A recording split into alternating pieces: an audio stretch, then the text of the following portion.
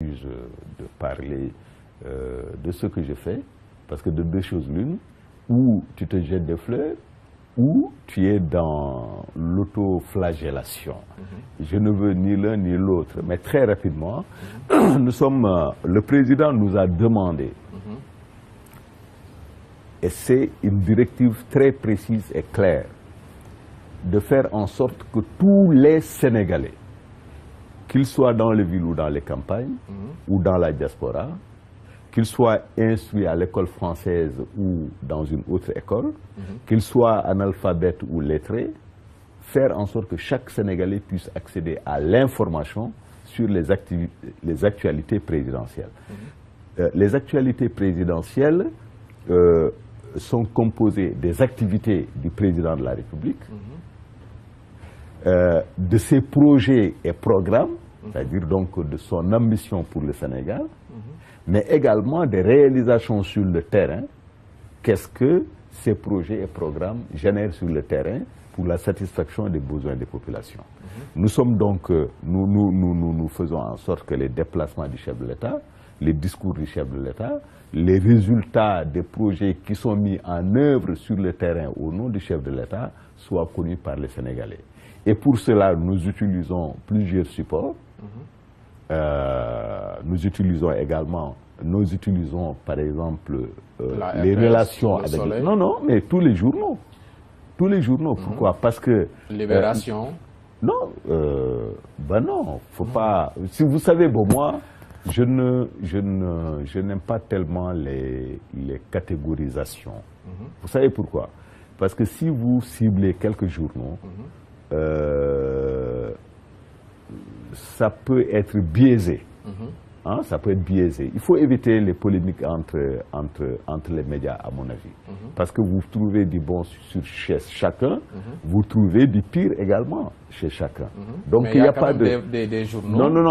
Non, je suis désolé. Il n'y en a pas. Non, excusez-moi, non, il n'y en a pas. Pour moi, par exemple, la visite du président Barrow a été ponctuée par une conférence de presse hier avec le président Macky Sall. Mais toute la presse nationale et internationale a couvert cet événement. Ça, c'est justement ce qui est normal.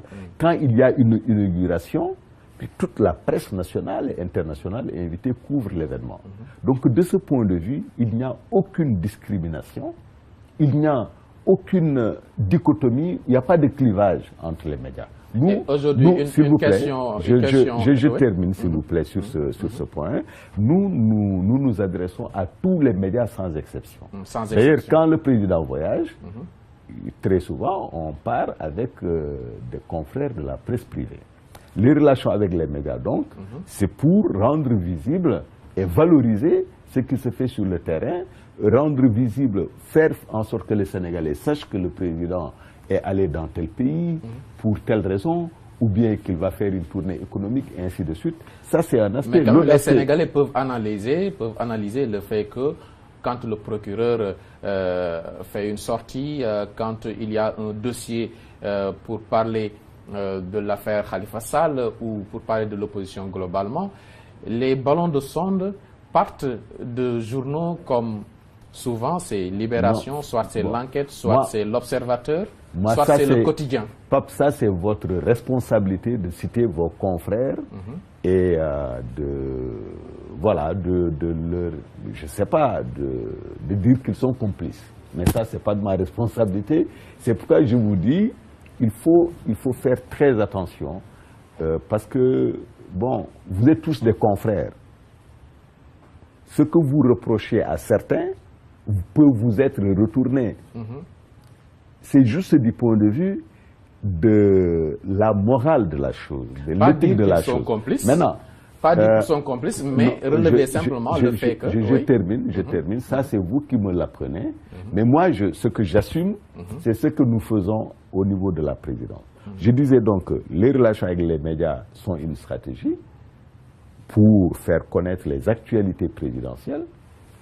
Nous avons nos propres supports, notamment des comptes sociaux, comme Facebook, Twitter, Snapchat, Instagram.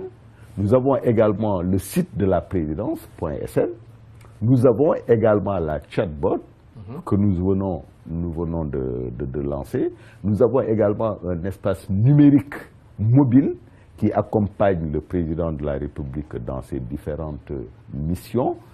Voilà, il y a donc un ensemble de supports que nous utilisons pour faire connaître les actualités présidentielles. Maintenant, bon, quant à il y a des journaux étiquetés, journaux contre le régime en place, pour citer Walfadjri, et là vous me répondez la même chose. Non, vous savez pourquoi moi j'ai ma propre analyse de la chose. Ce qui est objectif aujourd'hui, c'est qu'il y a des journaux, vous avez des catégories de journaux.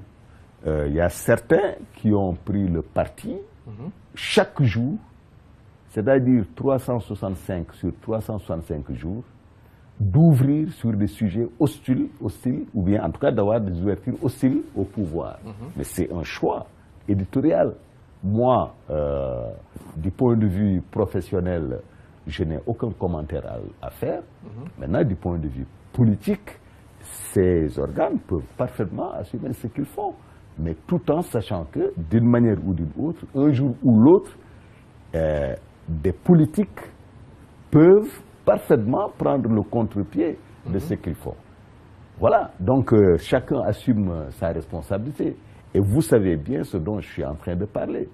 Mais je crois que, hormis quelques peut-être titres, la tendance globale, c'est que nous avons une presse qui fait des efforts pour plus de professionnalisme, pour plus de rigueur. Mais ce n'est jamais suffisant. Ce n'est jamais pour suffisant. Moi, il faut l'essentiel. Quel est le plus difficile, vous qui avez exercé ce métier, donc qui avez été à la direction du Soleil Le plus difficile, c'est d'être professionnel. Aujourd'hui, à la présidence, le plus difficile, c'est d'être professionnel. Il faut être professionnel jusqu'au bout. Être professionnel jusqu'au bout. Dans ce qu'on fait. Oui, être honnête et puis être équitable. Et puis aussi, ne pas dire que il n'y a que ce qui est médiatique qui est important. C'est dire aussi que ce pays a besoin d'une presse qui l'aide à être serein. Et ce pays a besoin d'une presse qui l'aide à construire des consensus forts. Et non juste faire émerger des clivages et des différences ou des contradictions. C'est important dans un pays qu'il y ait des consensus forts. Faire preuve de responsabilité. De responsabilité, d'engagement professionnel.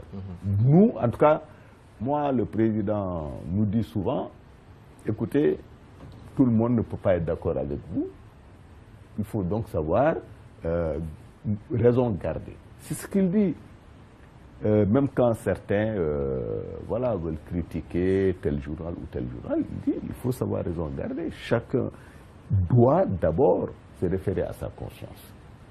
La conscience est un tribunal, un tribunal redoutable, parce que tu poses un acte, ensuite tu te regardes dans le miroir, il y a forcément un retour. Tu éprouves un sentiment de fierté ou bien de honte. Parce qu'on peut avoir honte dans le rapport avec soi-même. Elhadji Hamidou Kassé, de la présidence de la République du Sénégal. Dans la seconde phase, nous allons parler donc du Sénégal juridique et politique, du dossier de Khalifa Sall naturellement, et du statut d'homme d'État qui revient sur la table ici au Sénégal de par les agissements des uns et des autres. Avons-nous encore des hommes d'État ou est-ce que le Sénégal jusque-là a eu ces hommes d'État? Elhadji Hamidou Kassé, une courte pause avant de revenir sur ce plateau de TLV. Merci.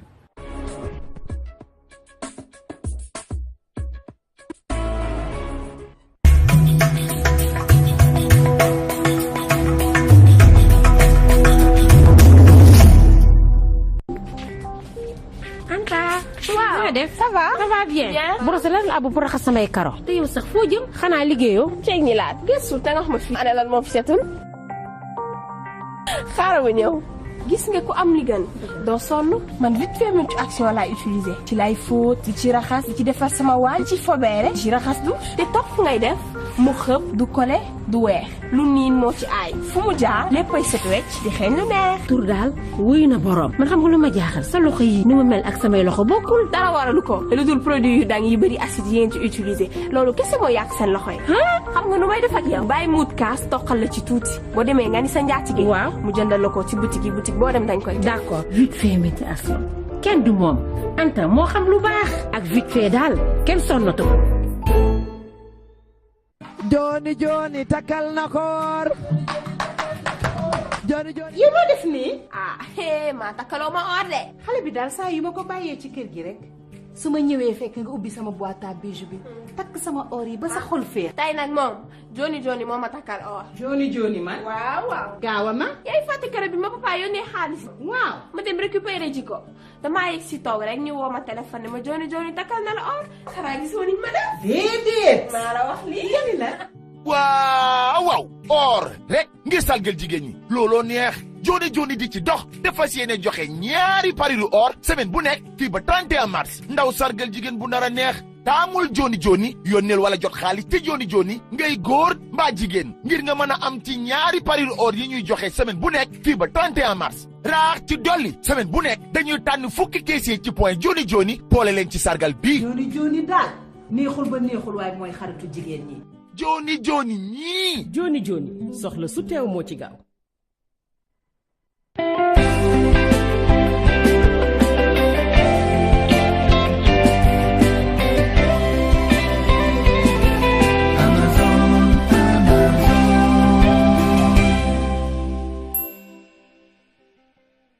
asalaamaaleykum mbokku téléspectateurs yi nuyu nañ leen kenn ku nekk ci turam ak santam di wéy di continuer ba léegi ci li nga xam ne mooy Kalinex di sargal ay maman yi nga xam ne ñoom ñooy coucher seen doom ak Kalinex yaay bi ci jëkk nag mooy Khadijatou Diop Stade Liberté Dieynaba Diédhiou Arafat Grand Yoff Fatoumata Dianga Cyprès Zac Mbao. Kalinex nag wax dëgg yàlla couche bu baax la couche bi nga xamante ne daal wax dëgg yàlla yéex naa ñëw lingette Kalinex bi aussi baax na wax dëgg yàlla du def dara xale bi waaw ba pare amul parfum wax dëgg yàlla Kalinex daal macha allah rek la ñuy wax. Mariama Diallo Pikine Icotaf Binte Dem Ndiaye Grand Yoff Léona Fatou Mar Ndoye jóge fële ca Tëngéej Fatou Traoré usine ñaari tali Perte Nando fële ca Parcelles Assainies Maritou Sarr Kër Massar Gadjaxaay Lola Gomis Pikine Icotaf. Kalinex de boo leen nawee wax moom doo fi jógee moom wax dëgg yàlla couche bi baax na lingette bi moom kenn waxatu ko bu ñu waxee dëgg rek te yàlla tax couche bi baax na trop moom. Jibaleen Samb dëkk fële ca Grand Médine waaye yéen ñi nga xam ne tam yéen a yor boutique yi Kalinex bàyyiwu leen benn yoon kii Fatou Traoré la mi ngi ca Fij Mic boutique yi la tubarkalla Kalinex da koo teral. maa ngi wax ñu ñëw di utiliser couche Kalinex ak seen lingette yi surtout seen gel de douche yi parce que ay produits yu baax la vraiment ñun dañ koy jaay bu baax a baax. kii tam Jibi Sey la tudd rival mi la nekk boutique yi la moom tam Daouda Wage boutique yi la moom tam dëkk fële ca Parcelles Assainies. Kalinex vraiment couche bu baax la en même temps client boo ko jaayee moom dina ñëwaat moom vraiment. gannaaw bi ñu paree nag ak boutique yi dañuy dem si grossiste yi kii mooy Balde et frère mi ngi nekk Maris moom tamit bokk na ci ñi nga xam ne Kalinex teral na leen. Kalinex moom vraiment ci kanam rek forever incha allah. da ngay jël ñaari xott yu jeex yi boole ko ak benn lingette bu jeex nga def ko ci enveloppe def sa tur sa adresse ak sa numéro de téléphone nga xool ci grossiste bi la gën a jege nga def ko ci dégg nga. Kalinex nag forever Kalinex toujours ñun ak moom du jeex. Kalinex, la douceur d'une maman.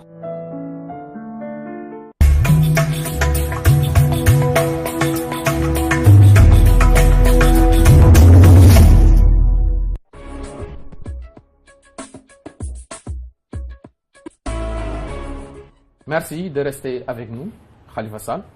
Khalifa Sall, oui, les journaux en parlent. Nous sommes vendredi, nous enregistrons l'émission. On attend d'un moment à l'autre une sortie du procureur de la République et on attend une ouverture judiciaire. Bon, on attend et on verra. Malheureusement, je ne suis pas le procureur, donc je ne peux vous rien dire sur ce qu'il dira. On attend et puis on verra. Moi, je considère que si un dossier est dans le circuit judiciaire, on le considère comme tel, on fait attention à nos propres sentiments et on juge la chose de façon tout à fait objective et opérationnelle. Là, c'est présenté comme de la délinquance financière, en tout cas tel que repris par les sites d'information, les journaux. Oui, ça, vous savez, il y a deux niveaux d'analyse. Vous pouvez prendre la chose du point de vue politique. Voilà, vous faites les commentaires que vous voulez, parce que la politique est par conséquent, et par excellence plutôt, le champ des interprétations, le champ des perceptions. Mais ça, c'est différent de la qualification juridique. C'est au juge de qualifier les faits. Moi, personnellement, je suis journaliste, je suis philosophe, je suis écrivain. Je peux narrer cette histoire-là, je peux la transformer en une fiction, mais quant à la qualification juridique, j'en ai aucune compétence, et donc c'est au juge de qualifier les faits. Là, j'interpelle le philosophe, le journaliste, l'homme de communication que vous êtes. Quand un homme politique comme le maire de Dakar, qui a cette ambition présidentielle, ce n'est plus un secret, même s'il ne le dit pas de manière officielle, ces types de dossiers peuvent déteindre sur sa carrière? Vous savez, bon, d'abord vous m'informez que la personne dont vous parlez a des ambitions présidentielles. Je pense que tous les Sénégalais, vous, moi, un autre, et ainsi de suite, peuvent parfaitement avoir les ambitions qu'ils veulent. C'est pas condamnable. Maintenant, dans une république qui veut élever le principe et l'obligation de transparence à un niveau standard, il convient pour les uns et les autres de faire preuve de beaucoup de rigueur dans la gestion des biens publics, dans la gestion des ressources publiques. Pourquoi? Parce que simplement, au moment où nous sommes en train de parler, il y a certainement une femme qui a accouché dans de très mauvaises conditions quelque part au Sénégal. Au moment où nous sommes en train de parler, il y a encore des Sénégalais qui n'ont jamais goûté à une seule goutte d'eau potable. Je m'excuse de l'expression. Et à l'intérieur du pays. Au moment où nous sommes en train de parler, il y a des Sénégalais qui n'ont jamais vu 1 kilomètre ou même 1 mètre de route goudronnée. Au moment où nous sommes en train de parler, il y a des enfants qui n'ont jamais eu la chance d'aller à l'école. Donc 360 millions par mois, c'est important pour ces Sénégalais. Mais absolument, on parle de 30 millions par mois sur une certaine durée, ça fait quelques 3 milliards, et ainsi de suite. C'est ce que je sais factuellement de cette affaire-là. Et c'est important à mon avis. Et c'est pourquoi d'ailleurs, si vous suivez bien à travers un programme du président, qu'on appelle le programme d'urgence de développement communautaire, le PUDC, si vous suivez, c'est peu d'argent géré de façon efficiente pour de grandes réalisations, pour apporter de l'eau potable aux populations. Parce que nous, ici, dans l'espace urbain, nous pouvons même nous payer le luxe d'acheter une petite bouteille d'eau minérale à 200 francs ou à 400 francs. Mais il y a des gens à l'intérieur du pays qui ne connaissent pas, qui ne savent pas ce que c'est une eau minérale, qui ne savent même pas ce que c'est une eau potable. Et chaque centime de l'État du Sénégal investi dans ce secteur, par exemple de l'hydraulique, pour apporter de l'eau potable aux populations, est quelque chose de gagné pour la santé des gens et pour leur bien-être. Donc la gestion des ressources publiques qu'on doit utiliser de façon efficiente est une obligation pour une société qui veut appliquer rigoureusement les règles de la transparence. Maintenant, il est évident que celui qui gère mal verra sa gestion ou la qualité de sa gestion déteindre sur sa trajectoire politique. Ça, c'est absolument clair. Ensuite, je refuse qu'on soit dans une stratégie de dévoiement ou de contournement. Parce qu'il y a deux niveaux. Le premier niveau, ce sont les faits. Les faits. Est-ce que les faits reprochés à tel ou tel homme politique sont fondés ou non? L'autre niveau, c'est l'interprétation. Parce que ça, c'est quand même extraordinaire qu'on oublie les faits pour juste s'arrêter aux interprétations. Oui, les faits sont importants. Les faits sont même têtus dans plusieurs cas de figure. Mais vous reconnaissez également avec beaucoup qu'en politique, les faits, la lecture qu'on en fait, justement, excusez de la répétition, cette lecture dépend du contexte. Mais si vous posez la question de cette manière-là, si vous posez le problème de cette manière face à quelqu'un comme moi, je vous dirais que c'est tout à fait faux. Le fait ne dépend pas des interprétations. Même en politique. Même en politique. Ça ne dépend pas du Ça contexte. veut dire qu'en politique, il ne peut pas y avoir de vérité en ce moment-là. Mais or, en politique, il y a de la vérité. On ne peut pas dire que dans le domaine des mathématiques, il y a de la vérité. Dans le domaine de la médecine, il y a de la vérité. Dans le domaine des relations sociales même, il y a le concept de vérité qui circule. Et dire qu'en politique, c'est à la mesure de l'homme que tout est relatif. Non, tout n'est pas relatif en politique. L'important ici, c'est le caractère fondé ou non des faits. S'il vous plaît, les faits, par exemple, dans un dossier comme celui-là, quels sont les faits? Un, les faits, la structure des faits. Un, il y a une caisse d'avance. Deux, la caisse d'avance a été utilisée à des fins qui ne correspondent pas à ses missions ou à ses fonctions. OK.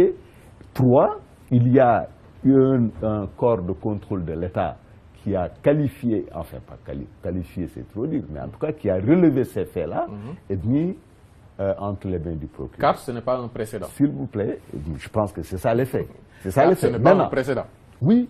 Ça a toujours existé. Mais oui, mais donc qu'est-ce qui est important? Est-ce que ce sont ces faits-là? Est-ce que leur véracité ou non? Ou est-ce que c'est l'interprétation qu'en fait l'homme politique au pouvoir ou dans l'opposition? C'est ça. Ce que je veux te dire, c'est que si nous nous arrêtons aux interprétations, non seulement il n'y aura jamais de consensus dans le pays, mais également c'est la guerre de tous contre tous. De tous contre Parce tous. qu'en ce moment, vous posez un acte qu'on ne peut pas qualifier si vous êtes dans le relativisme. Donc il faut qu'on s'accorde sur le fait qu'il y a des faits, qu'il y a la vérité également en politique, que tout n'est pas relatif en politique. Si on dit bonne gestion, ça renvoie à quelque chose de précis, ce n'est pas de l'interprétation. Oui, de plus en plus, on parle de négociation dans cette affaire. Vous me l'apprenez. Le Moi, camp de Khalifa Sall, sur les faits, il n'y a pas, il et ne celui peut de pas la y avoir majorité. de négociation. Ça, vous me l'apprenez. Je ne suis pas au courant de négociation. Il n'y a pas de pourparlers pour trouver un terrain d'entente. Je ne suis pas au courant. Je ne suis pas au courant. Je ne suis pas au courant. Soit ce sont des négociations, trouver une solution, poursuivre le chemin ensemble, ou bien insister sur les faits, et la direction, c'est Rebeuss. Ça, c'est parce que, Pape Cheikh, nous sommes dans une société. Cette société-là, elle marque notre vie en commun. Et pour vivre en commun, pour vivre ensemble, nous avons des règles qui sont indépendantes de nos sentiments, des règles qui régissent nos rapports. Nous avons également des institutions qui veillent sur ces règles-là. Ça, c'est le principe. Et nous avons les hommes qui doivent appliquer ces règles. Ça, c'est le principe. Et la réalité, c'est quoi? La réalité, c'est exactement ça. Vous savez, les institutions, c'est une réalité. Au sens sociologique du terme, les institutions, les règles, la morale, etc., c'est ce qu'on appelle les faits sociaux totaux. Enfin, dans la conception du philosophe Durkheim, qui a, bon, que nos professeurs comme les Abdoulaye Diop, Michel Lee, ainsi de suite, nous ont appris, en tout cas, c'est des faits c'est des faits sociaux plutôt. C'est-à-dire des faits qui ne dépendent pas de nos interprétations, qui ne dépendent pas de nos perceptions et de nos sentiments. Mais si nous voulons vivre ensemble, nous devons respecter ces institutions. Oui, vous citez Durkheim, lui, en tant que philosophe, et même les sociologues, eux, ils peuvent être intéressés, donc être dans les faits, intéressés, mais avoir cette distance critique, regarder les choses de manière distante, ne pas réagir uniquement sur les sentiments. Mais ici, on est encore une fois en politique. Vous voulez nous dire que ce qui est vrai en mathématiques, en sciences exactes, ce qui est vrai en sciences sociales, en sociologie, en philosophie, est vrai également en politique. Absolument. Moi, je suis partisan de la vérité en politique. Je pense qu'en politique également, il y a vérité. Parce que sinon, s'il n'y a pas de vérité, il n'y a pas de critères pour juger que telle action est bonne ou mauvaise. S'il n'y a pas de vérité, il faut bien qu'on s'accorde sur le fait qu'il y a un ensemble de critères qui peuvent être des références de base pour juger un fait. Par exemple, en politique, il y a des actes de justice sociale. Je considère que lorsque Macky Sall apporte de l'eau potable à des populations qui n'en ont pas eu depuis 1960 jusqu'à aujourd'hui, je considère que ça relève d'une justice sociale. Et donc, toi et moi, nous pouvons nous accorder que c'est une bonne action. Si un agent de l'État ou des collectivités locales détourne 1 centime des ressources publiques, toi qui pouvais aller vers justement ces populations qui sont dans le besoin, en eau potable, en santé, etc., toi et moi, nous pouvons estimer que c'est une mauvaise action. Mais donc, en politique également, il peut y avoir des critères d'appréciation et de qualification. Mais est-ce que ce ne serait pas naïf de notre part que de croire que dans ce dossier de Khalifa Sall, la justice sera dite et que donc le droit sera dit? Moi, je souhaite qu'on s'en tienne au fait, que la vérité soit dite, que le droit soit dit. Et qu'on dépassionne le débat. Je pense que aussi, toi... Il n'y a pas possibilité de négociation, comme ça se passe souvent au Sénégal, de négociation. Écoutez, non, moi... Sur le dos des Sénégalais, de trouver un terrain d'entente entre Khalifa Sall et la majorité, entre le Parti socialiste et la paix. En tout cas, si vous vous souvenez bien, le président Macky Sall, il a toujours dit qu'il ne protège personne, qu'il est ferme et résolu sur la sécurisation des biens publics, parce que c'est cette sécurisation qui a permis à la gestion en cours de dégager suffisamment d'économies pour investir ça dans le PUDC, donc pour apporter de l'eau potable, apporter de la santé, apporter ainsi de suite aux populations qui en ont besoin. C'est également cette gestion rigoureuse qui a permis de faire des économies pour financer le PUMA, le programme de modernisation des axes frontalières, etc. C'est un nouveau programme. C'est ce programme également, pour cette économie, qui a permis de financer le prochain programme Promoville, la promotion des villes du Sénégal, etc., de construire des ouvrages d'assainissement, ainsi de suite, ainsi de suite. La gestion sobre et vertueuse. Oui, tout à fait. Bon, mais moi, c'est ce qui m'importe. Maintenant, des négociations et consorts, je ne crois pas. Le président n'est pas dans cette dynamique de négociation, en tout cas lorsque ça concerne des ressources publiques.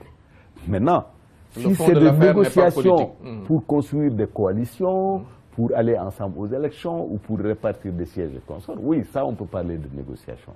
Mais négociation autour de la gestion des ressources publiques pour passer des faits par perte et profit, je peux vous dire de la manière la plus ferme que le président. Ça ne date pas de longtemps quand même, les publications de l'OFNAC à l'issue de ces enquêtes, oui, des responsables de la majorité épinglés, ça ne date pas de longtemps. Et on a vu ce qu'il est advenu de ces rapports. Non, moi je n'ai pas vu de ce qui est advenu de ces rapports. Moi je pense que le procureur de la République peut se saisir de tous les dossiers. Je ne crois pas aussi qu'il y ait de l'impunité dans quoi que ce soit, mais faisons confiance à nos institutions. Et c'est absolument sûr que la promesse du président de ne protéger personne est une promesse tenue jusqu'ici. Donc Macky Sall est un vrai homme d'État? Oui. Il est un homme d'État? Il est un homme d'État. Je vais vous expliquer pourquoi. Lorsque, par exemple, il y avait de la polémique autour de la candidature de Wade, il a dit ouvertement, moi, si les institutions, notamment le Conseil constitutionnel, déclarent la candidature de Wade recevable, moi, je vais accepter. Et ça suffit pour avoir non, attends, cette étiquette d'homme d'État? Oui, un homme d'État, c'est ça. Un homme d'État, c'est un homme... Plus que ça, quand même. Non, c'est plus que ça, je vais vous expliquer. Un homme d'État, c'est quelqu'un qui assume la valeur ou les valeurs du civisme, c'est-à-dire le respect des institutions et des symboles de l'État. C'est quelqu'un qui veille à l'équilibre, qui ne part pas uniquement de ses sentiments ou de ses intérêts particuliers, mais qui fait primer l'intérêt général sur l'intérêt singulier. C'est ça un homme d'État, c'est-à-dire quelqu'un qui construit des règles qui renforcent les institutions, qui sont tout à fait impersonnelles, n'est-ce pas? Et c'est parce que ces institutions, ces règles sont impersonnelles qu'il y a de l'équilibre dans la société. Parce que sinon, la société dit, excusez-moi, mais c'est vous, pas c'est moi, c'est lui et c'est l'autre. Mais si chacun d'entre nous devait se livrer exactement à ce qu'il veut, sur la base de ses désirs et de ses sentiments, c'est la guerre de tous contre tous. Et c'est pourquoi, depuis l'aube des temps, les hommes ont toujours convenu de mettre en place des règles et des institutions impersonnelles pour régir leur vie en commun. C'est ça, et ça c'est fondamental. Donc un homme d'État, il faut le juger par rapport également à ça. Est-ce qu'il est dans la promotion... Un homme d'État, c'est surtout quelqu'un qui prend date avec l'histoire. Oui. Oui, un Macky Sall élu président de la République du Sénégal en 2012, qui promettait de faire 5 ans. Aujourd'hui, nous devrions être dans l'entre-deux tours d'une présidentielle ici au Sénégal. Voilà l'illustration également de ce que j'appelle l'interprétation. C'est-à-dire qu'on ne convoque jamais les faits. Je vais vous expliquer. Alors, est-ce que vous acceptez que je vous pose une question? Oui. Je suis l'invité là. Je vous permets tout. C'est vous qui devez, c'est toi qui dois me poser. Je vous le permets. C'est toi qui dois me poser. Mais est-ce que je peux me permettre de te poser une question? Oui. Est-ce que, Pape, là je vous mets dans la peau du journaliste. Oui. Pape, est-ce que Macky Sall avait le pouvoir de prendre un décret pour réduire son mandat? Il avait le pouvoir de démissionner. Pourquoi?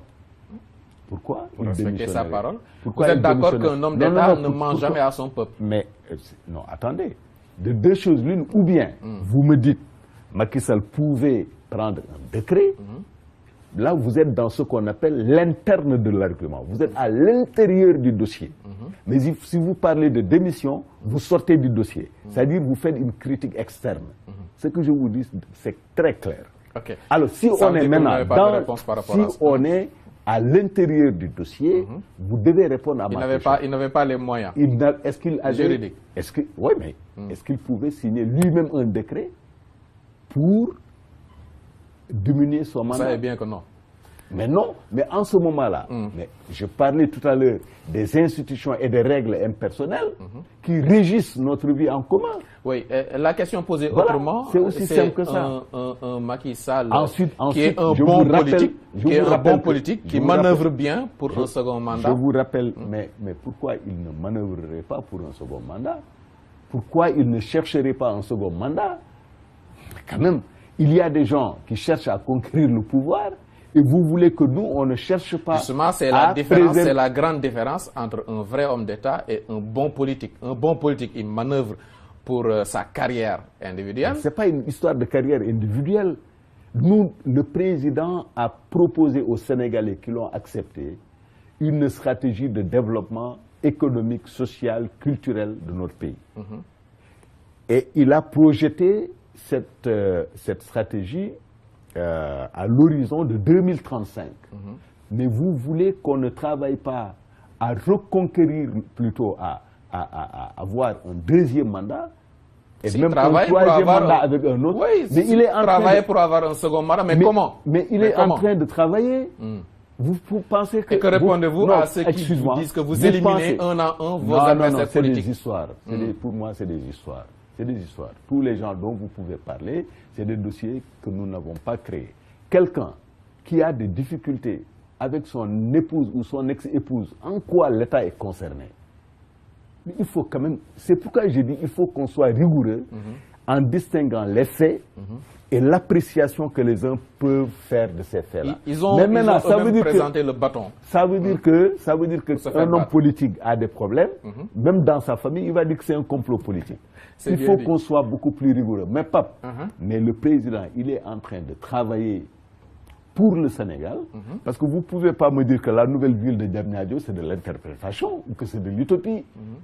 C'est une ville qui est en train d'émerger objectivement. Baba, le caméraman me montrait un peu l'image de ces immeubles en me disant que bon, ça me rappelle l'Algérie des années 80. Ces immeubles, mais des Sénégalais, ces parcelles, ça c'est des Sénégalais qui n'ont pas de maison, qui vont loger, et vous parlez de l'Algérie, ainsi de suite. Pour vous, c'est pas important.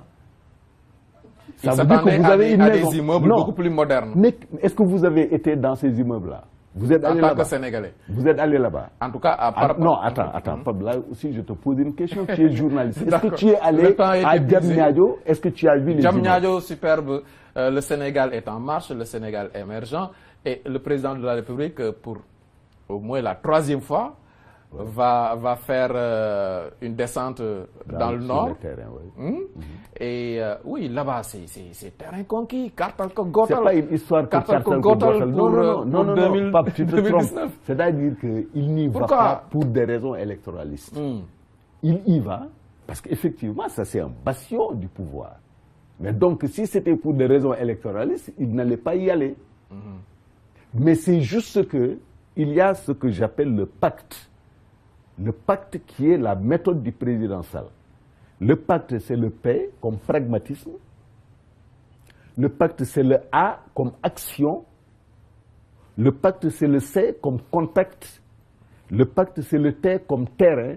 Et le pacte, c'est le E comme écoute. Pragmatisme, action, contact avec les populations, descente sur le terrain, écoute des populations. C'est ça la méthode du président Sall. Et c'est pourquoi il va à la base. Et ça n'a pas commencé avec le pouvoir. Ça a commencé depuis l'opposition. Ce n'est pas pour préparer les législatives. Mais non, mais il a les moyens de préparer les législatives autrement. Pourquoi? Parce que il a un résultat. Nous avons connu au Sénégal le président Takander avec Abdoulaye Wade lors des législatives de 2007. Cette fois-ci, le chef de l'État ne va pas s'impliquer, il ne va pas s'investir personnellement dans cette campagne. Il va appuyer sa coalition. Comment? Dans la conquête des suffrages. En respectant mais il respecte le cadre légal. Mais qu'est-ce que vous voulez? Les gens qui sont à l'Assemblée nationale, ils votent les lois. Mais si le président n'a pas une majorité, comment il peut travailler? D'accord. Mais il va appuyer sa coalition. Présentement, maintenant, c'est à lui de déterminer les modalités de cela. Adama Barrow, pour une visite officielle de 3 jours au Sénégal, bien accueilli, un point de presse. Il fait le tour du Sénégal, va rendre visite au foyer religieux. Oui, le Sénégal a accompagné cette Gambie d'Adama Barrow. Aujourd'hui, beaucoup commencent à dire maintenant ça va. Maintenant ça va, il faut laisser la petite sœur évoluer, ne pas jouer au grand frère trop protecteur. Je vais vous révéler quelque chose. Moi, il n'est pas dans mes habitudes de révéler quoi que ce soit. Et ça, je suis très ferme. Je suis dans un état, je dois être un gardien scrupuleux et intransigeant sur ce qui se dit. Mais au moins ça, je peux vous révéler. Le président Macky Sall a toujours dit, et de la manière la plus ferme, la plus précise, que la Gambie est un État souverain. Souverain. Et c'est important. Que nous ne sommes pas dans une logique de fédéralisme ou de confédération.